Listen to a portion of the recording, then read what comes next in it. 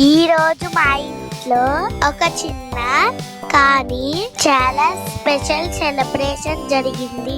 మా అత్తయ్య వాళ్ళ బాబులు twin kids Pranay and Pragnay birthday celebration కి మేము వెళ్ళాం. బర్త్డే అంటే కేక్ కదా, అందుకే జస్ట్ బేక్ వెళ్ళి స్పెషల్ కేక్ తీసుకొచ్చాం.